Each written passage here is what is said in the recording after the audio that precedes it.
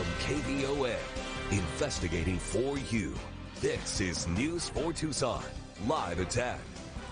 We begin with breaking news. Derek Chauvin, the man convicted in the death of George Floyd, has been stabbed at the Federal Correctional Institution here in Tucson. Good evening, everybody, and thanks for joining us. I'm Sean Mooney. Monica Garcia has the night off.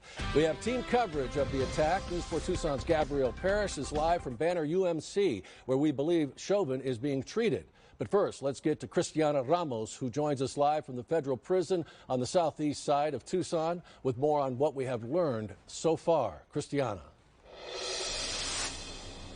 This is the Federal Correctional Institution where sources say former Minneapolis police officer convicted of murdering George Floyd, Derek Chauvin, was stabbed by another inmate earlier this afternoon. Now, very little details about the attack at this time. The Bureau of Prisons confirmed that an incarcerated person was assaulted at FCI Tucson at around 12:30 p.m. today. In a statement, the agency says responding employees contained the incident and performed, quote, life-saving measures before the unnamed inmate was taken to a hospital for further treatment and evaluation.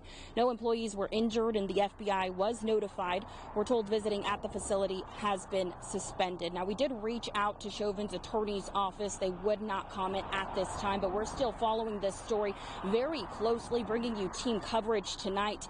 Gabrielle Parrish is live from a local hospital we believe Chauvin is being treated at. Gabrielle. That's right, Cristiano. We saw 3 law enforcement officers here at Banner University Hospital. We're still working to confirm if Chauvin is being treated for a stabbing wound in the hospital behind me and what his current health condition is. Around 6 p.m., we saw 3 officers walk into their car in that parking lot over there. We saw them wearing bulletproof vests. 2 of them had on all black. Another was wearing green. We also watched them from a distance where we saw them get into a white Volkswagen and drive off from the hospital parking lot around 6:30 tonight. Keep in mind, Banner University Hospital is the #1 trauma center here in southern Arizona. Also, we are still working to confirm if Chauvin is being treated for that stabbing wound at Banner University Hospital. News 4 Tucson will continue to keep you updated with the latest information. Back to you, Sean. All right, thank you, Gabrielle. All this comes after the Supreme Court struck down a petition from the former Minneapolis police officer. This Monday, Derek Chauvin's lawyers appealed on the basis that Chauvin did not receive a fair trial. They claimed jurors in his case had a vested interest against acquitting him out of fear of instigating more violence across the country. But on Monday, the U.S. Supreme Court rejected Chauvin's appeal without comment or a recorded vote.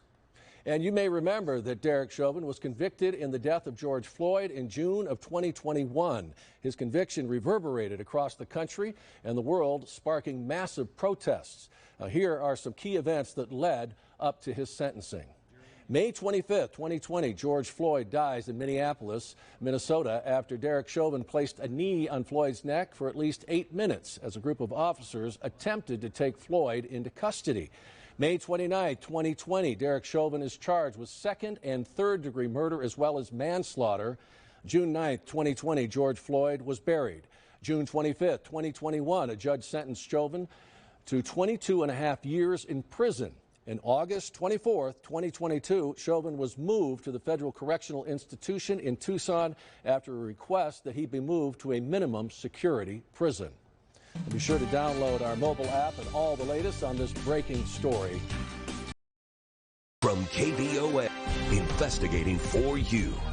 This is News 4 Tucson, live at 5. We begin with the latest on Hurricane Hilary as it intensifies in the Pacific Ocean off the coast of Mexico. Good evening, everybody, and thanks for joining us. I'm Sean Mooney. Hurricane Hilary is threatening parts of California and right here in our part of the state as what began as a tropical cyclone reached Category 4 status today. Our forewarned weather team has been tracking Hurricane Hilary as it moves up the west coast. News 4 Tucson's Christiana Ramos is live with how you can prepare for potential flooding. Forewarned meteorologist Daniel McFarland will have more on the severe weather expected in our region this weekend. But first, let's turn things over to our chief meteorologist, Matt Brode, who's been tracking storms in our area right now. Matt, what's going on? forget about this weekend. We don't want to forget about this weekend, but we got to talk about the here and now because we got some impactful weather rolling through much of southeastern Arizona. Severe thunderstorm warning until 5:15, so that's fully another 15 minutes. This for sections now of southeastern Pima County, especially near that Benson area. Also a flash flood warning until 6:45 just south of Benson. So heads up, go to your safe place. We're seeing a lot of lightning with this. We're seeing some extremely heavy rain and possibly some damaging wind gusts. And I tell you, this, I've been here a long time. I've never seen, I don't think, a sort of line of storms really extending from Santa Rosa all the way to eastern sections of Yuma County. Severe thunderstorm warning until 5:30 and a flash flood warning until 6 o'clock. All right, let's look at this Benson storm right now. You can see it doesn't look as strong as it did a half an hour ago. This tells me I do think we're starting to see some preliminary impacts from Hilary, the northern fringe of it, helping out those storms across western sections of Pima County. But if we go to our velocity product right there, we can see wind speeds anywhere from about 20 to 30 miles per hour. And I think they probably are going to not get too much stronger than that. Let's continue our Doppler tour because we're also seeing some storms fire up off to the east. These are the Rincon Mountains right there, some lightning with these. And then finally, one last stop, we're seeing some very impactful weather south of Safford and then southwestern sections of Graham County. We can loop these for you as well. These are also racing off to the southwest at about 5 to 10 miles per hour. Live look in HD from our News 4 Tucson Skynet camera. Plenty of cloud buildups over the Rincon Mountains where it's 95 degrees. So again, the storms in Benson, likely no influence from Hilary. The ones in western Pima County, Hilary is starting to churn to the north. With the latest on Hilary, we're now going to send it over to forewarned meteorologist Daniel McFarland. What can you tell us about the latest?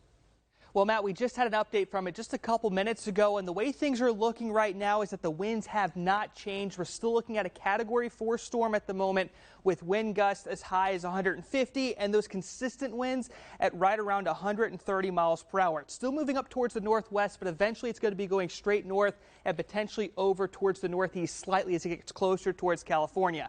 I do want to show you what the eye looks like right now because this tells you a lot about a storm intensifying. You can see it's very clear. You see the storm is just on the outside starting to build up with a lot of strong convection. That tells you that it's continuing to hold its strength. I'm not expecting this to become a Category 5 or get winds over 150 until we get into obviously warmer waters. But unfortunately for this storm, it's only going to get colder as it goes up towards the north. So currently it's sitting in water that's right around the mid 80s. As it gets closer to California and northern Baja, it's going to begin to enter waters that are into the mid 60s. So that's going to bring it down from a Category 4 storm eventually down to a 2 and a tropical storm very quickly. But keep in mind, areas like Cabo, Central Baja already have those tropical threats outlined. You do see you have that tropical storm warning for some of the areas near Baja. Other areas have that hurricane warning in effect. And strangely enough, San Diego is already seeing their first tropical storm watch they have had in many, many years. So the main impact for us here in Tucson is going to be looking a little bit different. What we have going on, Matt, is going to be things like obviously heavy rain. And the spot I'm most concerned with when it comes with the rain out there is going to be what you pointed out not too long ago, that portion of Ajo over towards Sells, because that's going to be the spot we're expecting the most amount of rain in between those days. And Daniel, what's interesting is we also now have a wind advisory that's been issued for west of the city of Tucson, but this will include places like Ajo. Then also we have a flood advisory for Santa Cruz County. So in southeastern Arizona, we will have some impacts with Hilary, and any shift of that, storm cone a little bit farther to the east, we could see some more impacts. So we'll have to watch the trends closely throughout the course of the evening. Definitely something to watch. Oh, yeah. Thank you, Matt and Daniel, and a lot of people here concerned about what kind of impact that this hurricane is going to have in our area. Preparing for severe weather can be different every time it moves in, and cities throughout southern Arizona right now aren't taking any chances when it comes to being prepared for this one. News 4 Tucson's Cristiano Ramos is live in Marana with more ways to prepare you and your home. We're at a sandbagging site here in Marana. This is off of North Heritage Park Drive. All you need is a shovel and an extra pair of hands to go to work. I already filled up one of my sandbags, great for bicep curls, and of course, for damaging flooding to prevent that. Now, fun fact about me, I did live in Beaumont, Texas for 2 years, so I've had my fair share of historic major hurricanes and tropical storms. And if there's one thing that I've learned is that it doesn't matter if you're in that storm's track, you can still feel and experience significant impacts. So it's better to over-prepare than to be under-prepared. So we did come up with some hurricane storm preparedness tips for you. We spoke to experts on how to get you and your home ready for this weekend's potential weather event. Now, the first thing is you want to clear out your yard from any debris, and you also want to secure down some of those loose items like trash cans or trampolines. You don't want those flying around in the wind. You can also board up your windows before the storm hits to prevent blowouts. During a storm, stay away from those windows. You can also unplug large appliances and turn off your utilities in case of an outage. It's good to have your thermostat in your refrigerator and freezers to the coolest temperature setting. And remember, whatever you do, do not drive or walk through flooded roads and washes near your home. We spoke to Northwest Fire Department about other ways you can prepare for major weather events. So what we recommend for people to do is prepare by having flashlights, having extra batteries, enough water and supplies for the evening. You know, one of the important messages we always try to get out is the turn around and don't drown. And what people don't realize is that 50% of deaths from flooding occur from people entering roadways in their vehicle. So stay off the roads, stay out of flooded roadways if you can. And one of the most important tips that I have been talking about is to have a go bag. Now, it's really what it sounds like. It's a bag that's ready to go. So I have an example of my go bag right here, kind of the things that I pack in it is some extra clothing. So I have some extra socks here.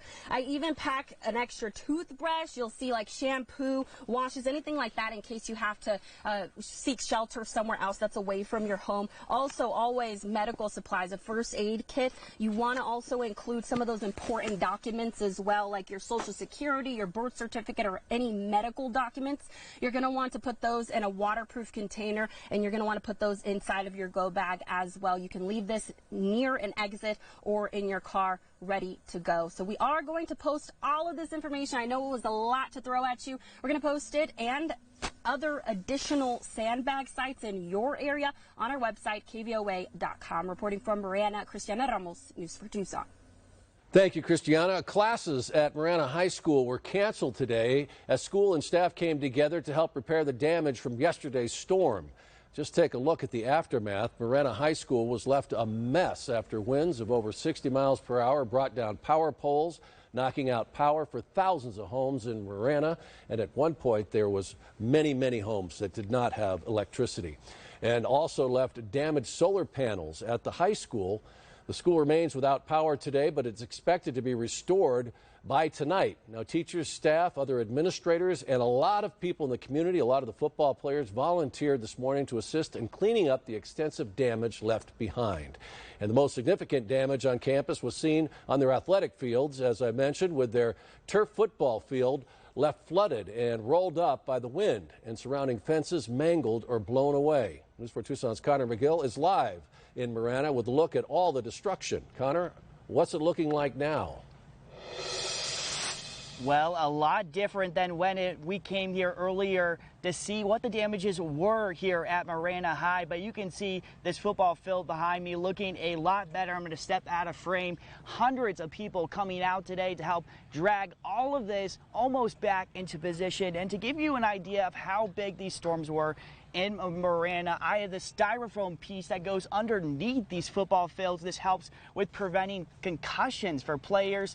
These pieces just absolutely flying all over the place here on campus. I had the chance to speak with the head coach and the principal here at Marana High about how they're feeling.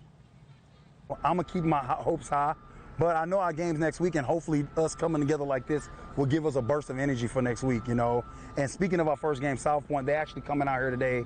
They canceled practice to come out here and help us, you know. So kids understanding, like, man, it's hard not playing a home game your senior year, and I want to do it for these seniors. We've had people here all morning today, all night last night. We had teachers and staff here until 9 o'clock last night supporting us with students and making sure everyone was fed, had water, and we were able to communicate with parents.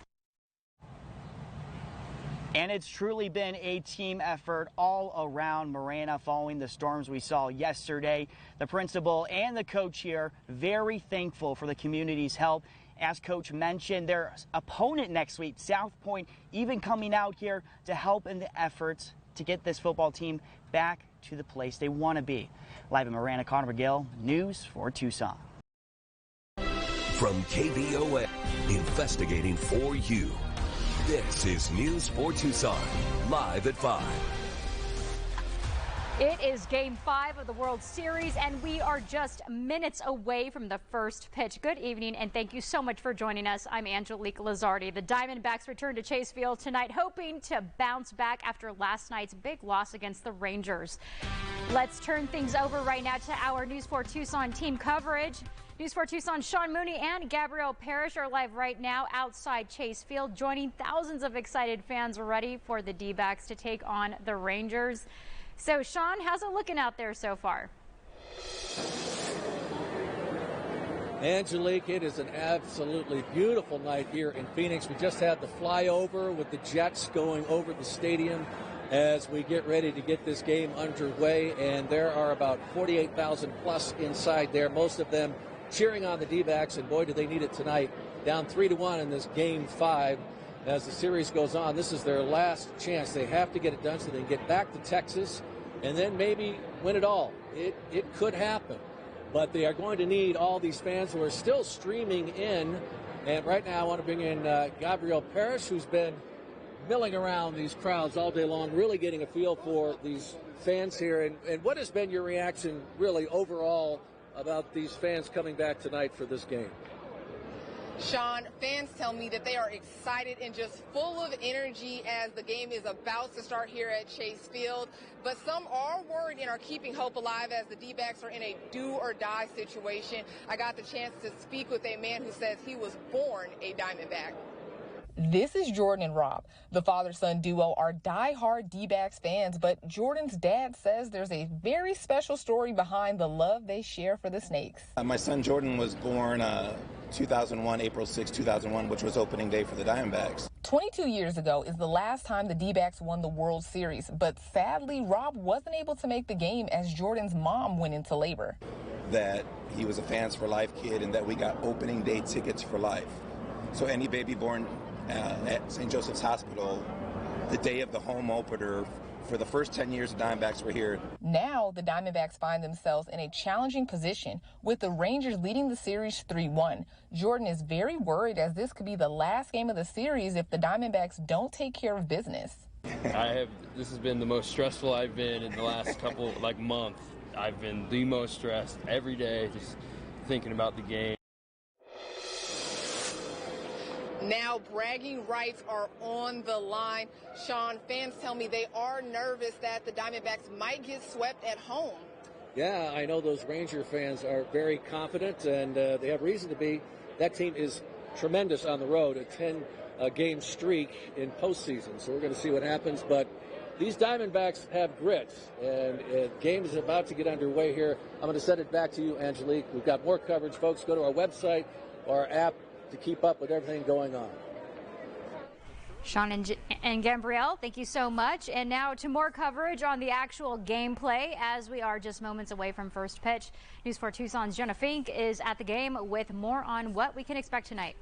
We're just moments away from first pitch in Game 5 of the World Series, and every fan walking in gets one of these rally towels, and that's exactly what the Diamondbacks need to do tonight. They're down 3-1 in the series and need to rally back to stay alive.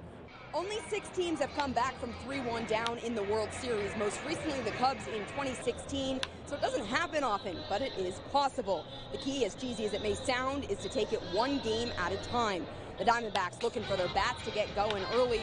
They managed just 1 run in Game 3 and 1 run through 7 innings last night. But when they do score early, it works out pretty well. The Snakes undefeated in the postseason when they score first. So D-backs players are locked in. Ahora mismo el ánimo está como que tenemos otro partido hoy. The mood is the same. Nothing changes. It's the same. Just like yesterday, we have a game today to win. We don't kind of look ahead as far as how many we have to win. Just go out there and win today. But outs are a premium. Outs are precious. We got 27 of them.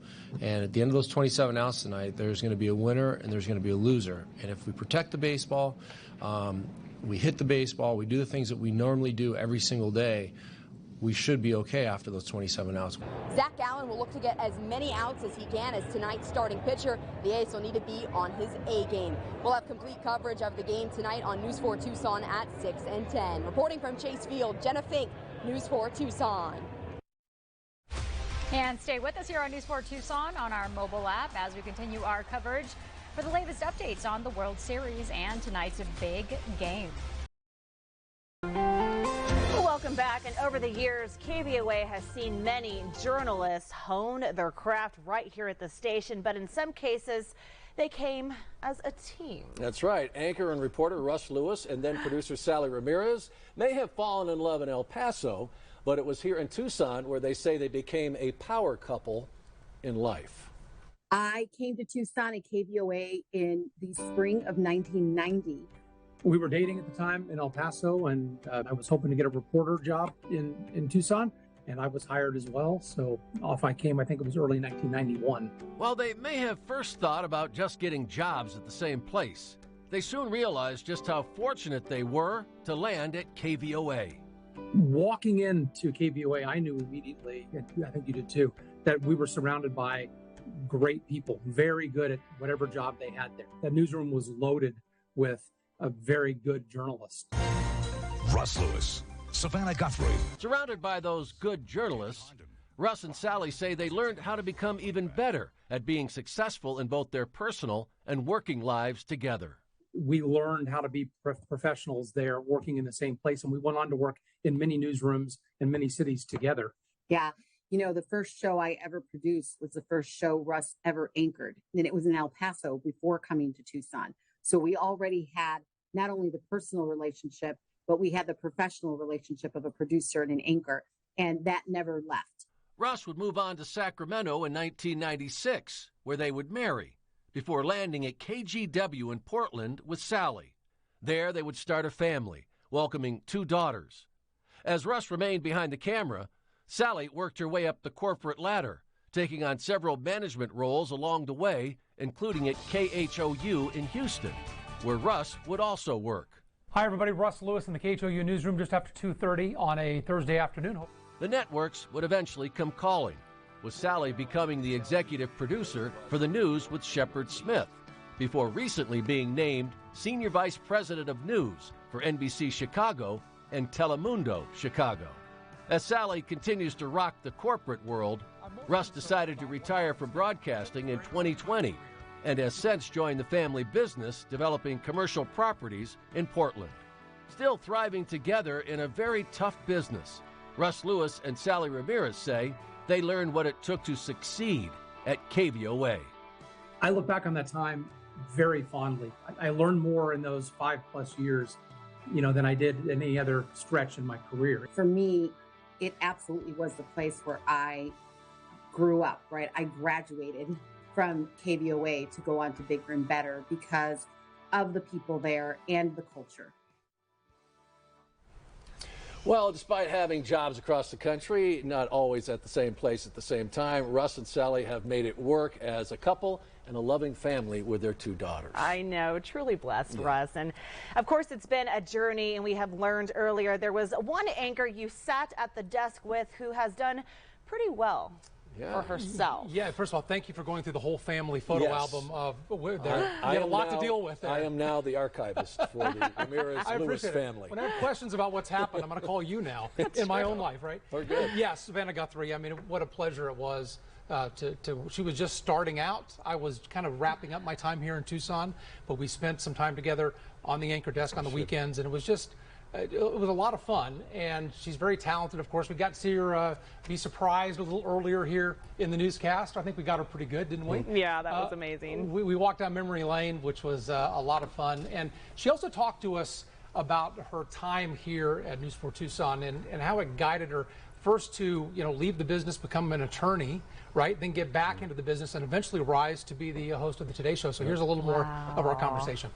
You know, there's so many, the thing about KVOA, and I know it's still true, is it really is a family. This building was filled with great journalists. I felt the same way when I got here. There was so many great people here. And when you're young like that, right?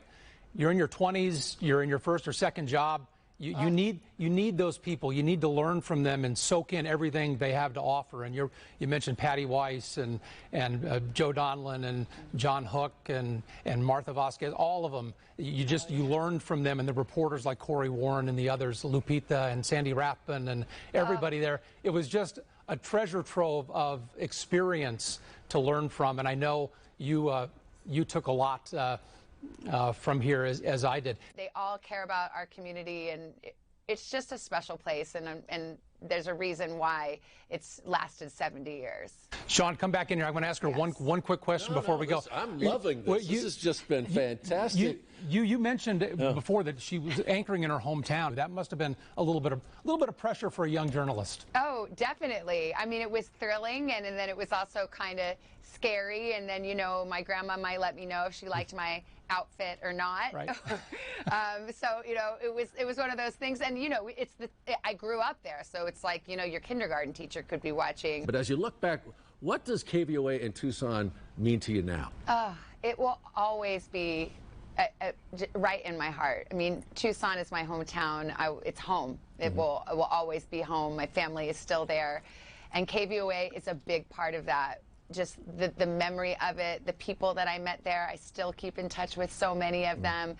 And it was a place to learn. As I told you, that was the first time I ever did a live shot. It's the first time I ever covered a big political story or big legal trials. That's how I ended up going to law school. So much of what I ended up doing started right there. So KVOA is a part of me. It always will be, not only because I grew up watching it, but because I will always treasure the fact that for one little moment in time, I got to be a part of it.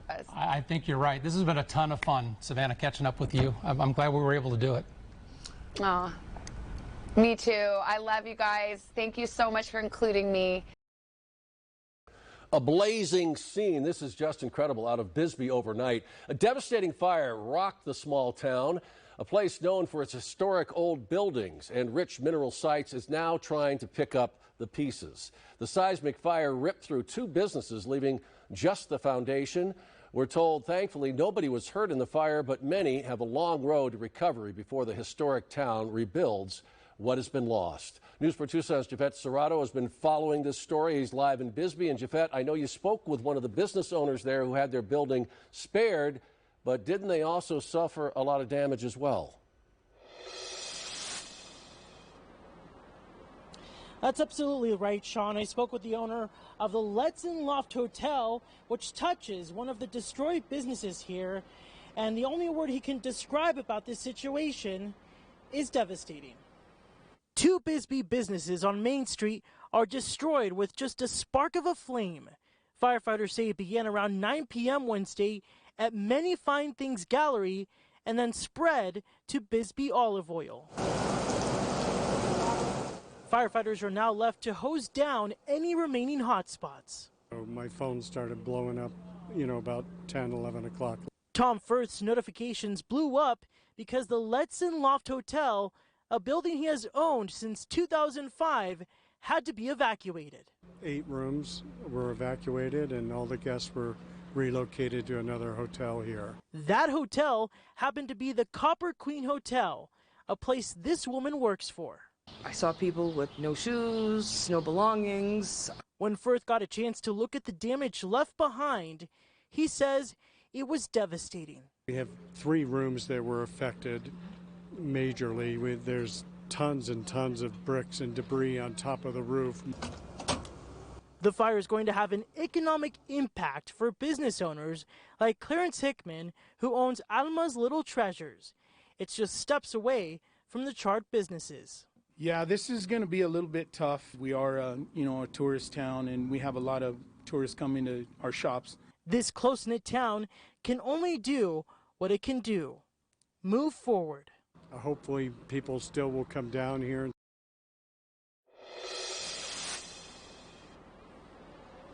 I've been working the phones with fire officials, but still no word yet on what sparked this fire. Firth tells me it's going to be months until he can reopen his hotel here. Each room costs at least $175 a night, money that he will not be seeing anytime soon. Live in Bisbee, Jafet Serrato, News 4 Tucson.